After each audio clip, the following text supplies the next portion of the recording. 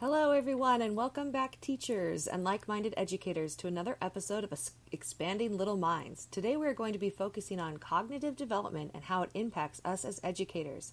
As defined by the Encyclopedia of Children's Health, cognitive development is the construction of thought processes, including remembering, problem-solving, and decision-making from childhood through adolescence to adulthood.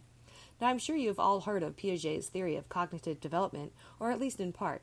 But in case it has been a while since your last educational psych class, let me give you a brief refresher. Piaget's theory is based upon the belief that all children are born with an innate tendency to interact with and make sense of their environments utilizing schemes. Piaget believed that all children and adolescents progress through development in 4 progressive stages: sensory motor, pre-operational, concrete operational, and formal operational, resulting in the formation of new concepts. Now, I know you might be thinking, all this is a great refresher, but how does this apply to me as an educator? I'm so glad you asked. As a matter of fact, I have a special guest joining me tonight to explain just why the different cognitive development stages as described by Piaget are so crucial when developing your curriculum. Ladies and gentlemen, please give a warm welcome to Jean Piaget himself.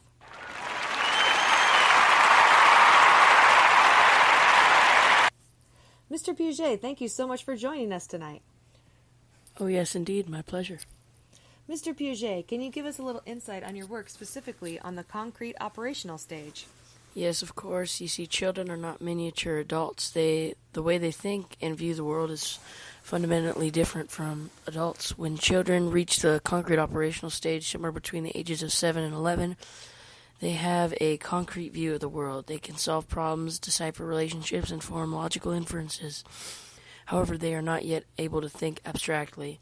The older children within this stage are also moving towards descentered thought rather than ego-centered thought, which allows them to begin comprehend another's perspective. Makes sense. And can you give us an example of curriculum instruction for our teachers out there listening? Yes, of course. Children in the concrete operational stage are fairly good at the use of inductive logic, so a child in this stage would be able to notice that every time he or she is around a cat, they experience itchy eyes, a runny nose, and a swollen throat. They could reason from that experience analogy to cats. On the other hand, children at this age have difficulty using deductive logic, which involves using general principle to determine the outcome of a specific event. For an example, a child might learn that A equals B and B equals C, but still struggle to understand that A equals C. Excellent examples, thank you. There has been some recent evidence that suggests not everyone reaches the final concrete operational stage. What would you say to those researchers? The former operational stage itself hinges on the emergence of critical thinking skills. Of course, there are various factors per individual, such as education, parenting, and cultural influences. So I would say perhaps some children do not necessarily develop the requisite thinking skills to fully approach this stage.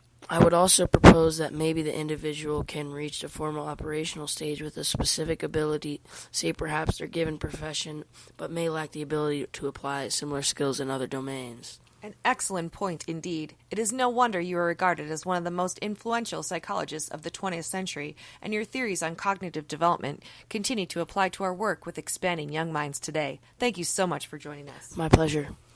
And thank you, educators, for tuning in today to discover more on cognitive development and how it impacts us as educators. I hope you gained a little more insight on how to apply Piaget's developmental stages in your curriculum. Be sure to join us next week when we delve into Vygotsky's theory of scaffolding.